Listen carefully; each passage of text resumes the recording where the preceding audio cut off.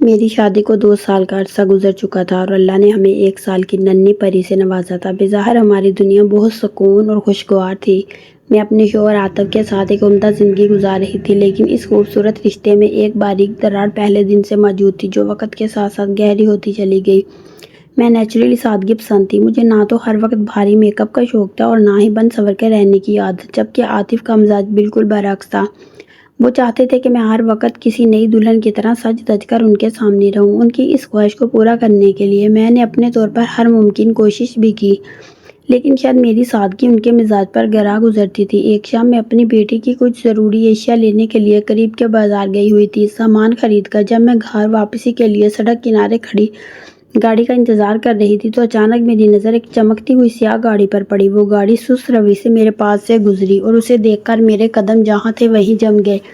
گاڑی عاطف چلا رہے تھے اور ان کے برابر فرنٹ سیٹ پر ایک انتہائی فیشنیبل لڑکی بیٹھی تھی۔ وہ لڑکی نہ صرف عاطف کے قریب ہو کر ہنس ہنس کر باتیں کر رہی تھی، بلکہ عاطف نے گاڑی چلاتے ہوئے اس کا ہاتھ بھی بڑے پیار سے ہاتھ میں ہاتھ تھاما ہوا تھا۔ یہ منظر دیکھ کر میرے پاؤں تلے سے زمین نکل گئی۔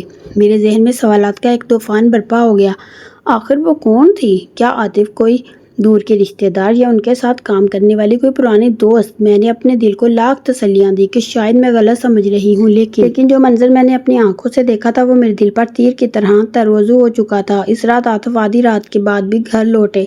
میں اپنی بیٹی کو سلا کر دلان میں زاروں قطار روتی رہی اور انتظار میں جاگتی رہی۔ جیسے ہی انہوں نے گھر کے مرکزی دروازے پر قدم رکھا، میں نے بہت ہمت اکٹھی کی اور ان سے اتنی دیر سے آنے کی وجہ پوچھی، لیکن میرا اتنا پوچھنا تھا کہ عاطف کا چہرہ غصے سے سرخ ہو گیا اور بغیر کسی تمہید کے مجھ پر برس پڑے۔ کہنے لگے، تمہیں مجھ پر شکوک و شبہات پالنے کی کوئی ضرورت نہیں۔ خبردار جو تم نے آئندہ مجھ سے کوئی سوال پوچھا یا کیا یا اس موضوع پر دوبارہ بات کی، میری اپنی زندگی ہے، میں جب چاہوں گھر آؤں اور جب چاہوں جاؤں۔ تم آخر ہوتی کون ہو مجھ پر پابندیاں لگانے والی؟ اپنی حد میں رہنا سیکھو۔ عاطف مجھ سے عمر میں تقریباً 10 سال بڑے تھے۔ شادی کی ابتدائی دنوں سے ہی انہوں نے اپنے رعب اور تحکم سے مجھے دبایا ہوا تھا۔ وہ ایک نہایت شاطر، چالاک اور آمرانہ مزاج کے انسان تھے جو اپنی ذات اور فیصلوں میں ذرا سی مداخلت بھی برداشت نہیں کرتے تھے۔ ان سے کسی بات پر سوال اٹھانے کا مطلب خود کو اپنے لیے ہلاکت کو دعوت دینا تھا۔ ویسے تو گھر میں کسی چیز کی کمی نہیں تھی، مگر ان کا یہ بدلتا رویہ میرے لیے ناقابل برداشت ہوتا جا رہا تھا۔ وہ رات میری زندگی کی سب سے ہولناک رات تھی۔ میں سسکیاں بھرتی رہی اور وہ دوسرے کمرے میں بے خبر سوتے رہے۔ اس واقعے کے بعد تو جیسے ان کے حوصلے مزید بلند ہو گئے۔ رات کو دیر سے گھر لوٹنا ان کا روزمرہ کا معمول بن گیا اور میرے لبوں پر خوف اور خاموشی کی مہر لگ گئی۔ اب مجھ میں اتنی سخت بھی نہیں رہی تھی کہ میں ان سے کچھ پوچھ سکتی۔ شادی کے پہلے سال وہ مجھے ہر جگہ اپنے ساتھ لے جاتے تھے، میری ہر چھوٹی ضرورت کا خیال رکھتے تھے، مگر اب حالت یہ تھی کہ اگر میں کہیں ساتھ چلنے کی خواہش ظاہر کرتی بھی تو وہ مجھے انتہائی بے رخی سے ٹال دیتے۔ وہ ایک ہی گھر میں رہتے ہوئے بھی مجھ سے اجنبیوں کی طرح برتاؤ کرنے لگے تھے۔ ایک دن حد ہی ہو گئی۔ وہ صبح 4 بجے گھر لوٹے۔ رات بھر جاگنے، روئے جانے اور مسلسل ذہنی اذیت کی وجہ سے میری آنکھیں سرخ ہو چکی تھیں اور جسم بخار سے تپ رہا تھا۔ میں نے اپنی ممتا اور اپنے حق کی خاطر آخری بار ہمت جمع کی اور اپنی کانپتی آواز میں کہا، اگر آپ اس لڑکی سے ملنا بند نہیں کریں گے تو میں اپنے والد کو سب کچھ بتا دوں گی اور ان سے مدد مانگوں گی۔ میرا یہ کہنا تھا کہ عاطف کی آنکھوں میں وحشت اتر آئی۔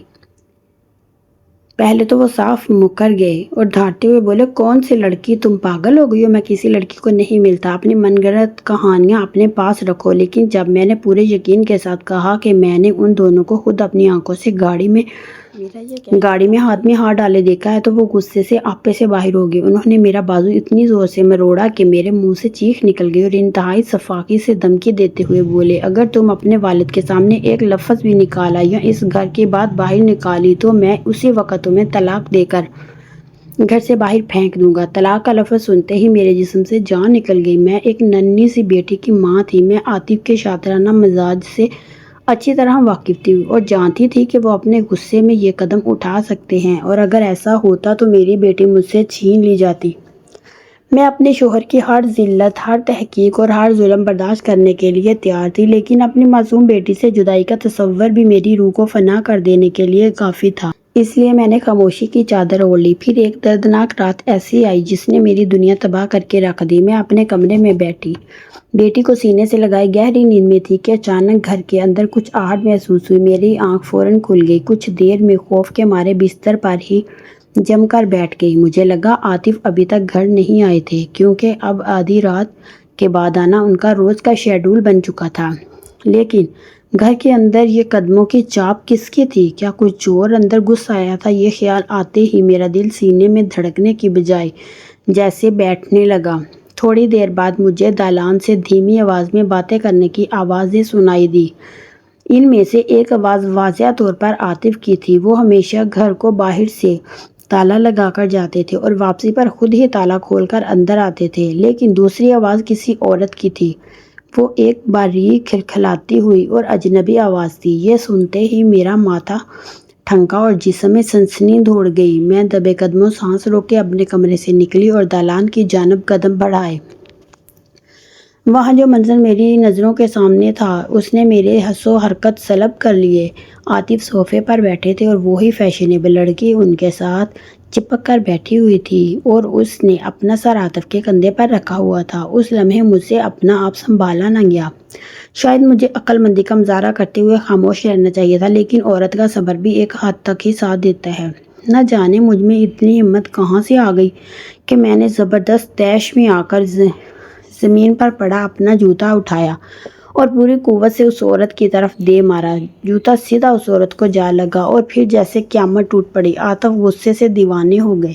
انہوں نے اس غیر عورت کے سامنے میری عزت کا جنازہ نکال دیا۔ وہ چیخ کر بولے، تمہاری اتنی جرأت! ابھی اور اس وقت میرے گھر سے دفع ہو جاؤ۔ یہ کہتے ہوئے انہوں نے میرے منہ پر ایک زوردار تھپڑ مارا۔ اس کی گونج سے میرا سر چکرا گیا۔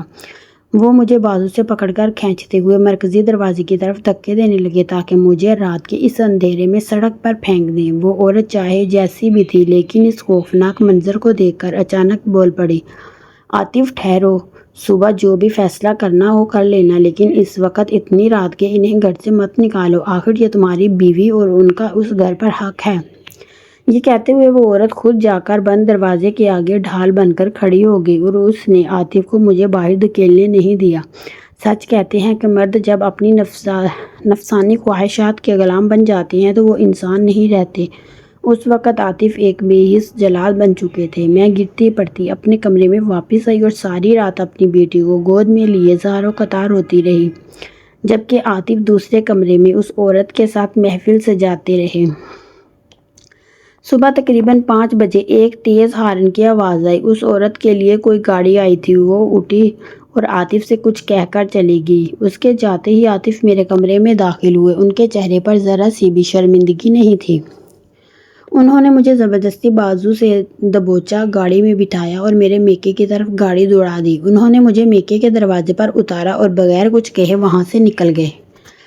میں نے التجا کی کہ مجھے میری 1 سال کی بیٹی تو دے دیں، لیکن انہوں نے میری ایک نہ سنی اور بیٹی کو اپنے ساتھ لے گئے۔ گاڑی کے پیچھے بھاگتے ہوئے میرا دم گھٹنے لگا۔ اپنے دکھ کی تکلیف ایک طرف، مگر اپنی گود سے چھینی گئی بیٹی کی جدائی میرے لیے قیامت بن گئی۔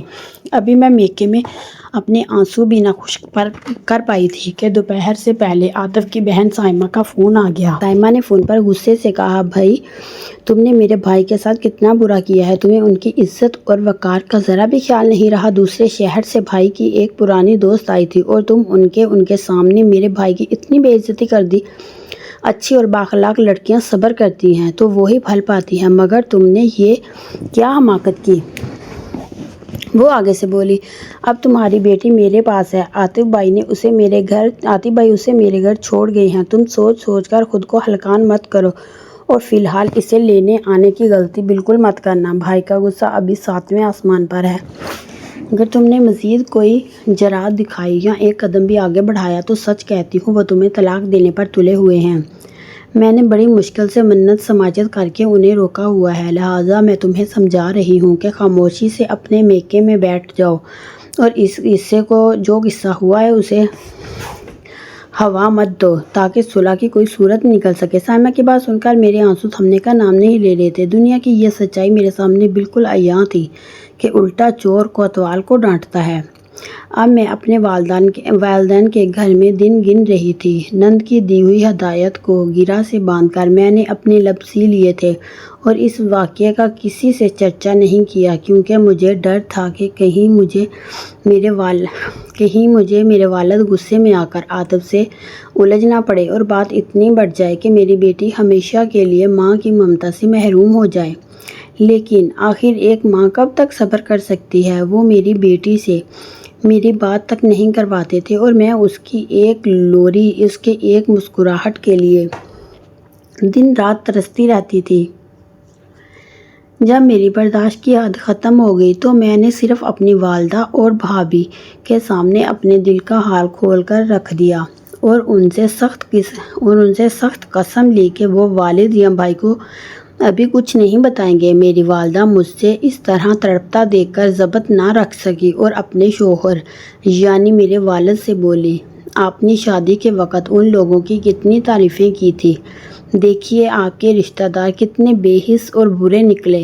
ہم نے اپنی پھول جیسی بیٹی کا ہاتھ ان کے ہاتھ میں صرف آپ کے کہنے پر دیا تھا۔ اب آپ اس معاملے کو سنبھالیں ورنہ پھر ہم بھی ہر حد پار کر جائیں گے۔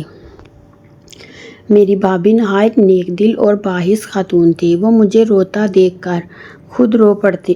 انہوں نے سوچا، جب تک اس پراسرار عورت کا سچ سامنے نہیں آتا، عاطف کے اس بدلے ہوئے رویے کی اصل وجہ سمجھ نہیں آئے گی۔ آخر وہ کون سی عورت تھی جس کی خاطر عاطف نے میاں بیوی کے اس مقدس رشتے کی دھجیاں اڑا دیں؟ بھابھی نے اپنے بھائی کو اس بات کی تہہ تک پہنچنے کا کام سونپا۔ ان کے بھائی نے جب عاطف کا پھیلاؤ اور ان کی سرگرمیوں پر نظر رکھی تو معلومات اکٹھی کی، تو جو سچ سامنے آیا وہ انتہائی حیران کن تھا۔ معلوم ہوا کہ عاطف کے ساتھ جو عورت وابستہ تھی اس کا نام نتاشا تھا اور وہ ایک بدنام علاقے کی طوائف کی بیٹی تھی۔ جب میں نے بھابھی کو اس رات کا پورا واقعہ سنایا تو میں نے یہ بات بھی بتائی کہ نتاشا نے میرا جوتا کھانے کے باوجود عاطف کو مجھے رات کے اندھیرے میں گھر سے نکلنے سے روکا تھا، جس کا مطلب تھا کہ اس کے دل میں کہیں نہ کہیں انسانیت کا کوئی رمق باقی تھا۔ یہ بات سن کر میری بھابھی کے ذہن میں ایک خیال آیا۔ انہوں نے سوچا کہ اگر وہ خود نتاشا سے مل کر اسے خدا کا واسطہ دے تو ایک معصوم بچی کی ممتا کا ترستا ہوا دامن اس کے سامنے پھیلائیں تو شاید اس کا دل پگھل جائے اور وہ ہماری زندگیوں سے نکل جائے۔ لیکن اس عورت سے ملنا کوئی آسان کام نہ تھا۔ وہ جس علاقے میں رہتی تھی وہ شہر کا ایسا بدنام اور ممنوع حصہ تھا جہاں شریف گھرانوں کی عورتوں کا قدم رکھنا بھی دامن پر داغ لگنے کے مترادف تھا۔ مگر میری بھابھی نے میری اور میری معصوم بچی کی خاطر اپنی عزت اور اپنی جان جوخم میں ڈالنے کا فیصلہ کر لیا۔ وہ انتہائی جرأت کا مظاہرہ کرتے ہوئے اس علاقے میں پہنچ گئی۔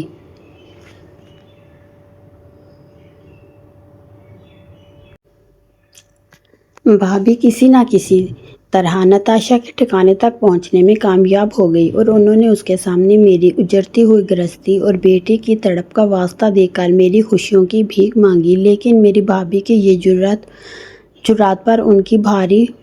ان پر بھاری پڑ گئی۔ نتاشا نے ان کی تمام منت سماجت کو ایک سرد مسکراہٹ کے ساتھ سن کر صاف الفاظ میں کہا، مجھے ان کے جذباتی باتوں سے کوئی غرض نہیں۔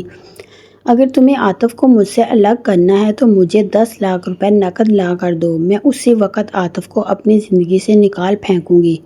بھابھی نے حیرت اور دکھ سے کہا، ہمارے پاس اتنی بڑی رقم نہیں ہے، تم کچھ خدا کا خوف کرو، ایک معصوم بچے اور ایک عورت کا گھر برباد مت کرو۔ نتاشا نے ایک زہریلی مسکراہٹ کے ساتھ جواب دیا، بی بی اپنی نصیحت کے موتی اپنے پاس رکھو، میں ایک طوائف ہوں اور ایک طوائف کا ایمان صرف اور صرف پیسہ ہوتا ہے۔ مجھے اس بات سے کوئی فرق نہیں پڑتا کہ کس کا گھر بستا ہے یا کسی کی زندگی برباد ہوتی ہے۔ اسی بات پر ان دونوں کے درمیان شدید تلخ کلامی اور تکرار ہوئی۔ بھابھی مکمل طور پر ناکام اور مایوس ہو کر اس کے گھر سے باہر نکلنے لگی۔ لیکن بدقسمتی سے بالکل اسی لمحے عاطف نتاشا کے گھر کے باہر پہنچ چکے تھے۔ عاطف نے میری بھابھی کو نتاشا کے گھر کی دہلیز سے باہر نکلتے ہوئے اپنی آنکھوں سے دیکھ لیا۔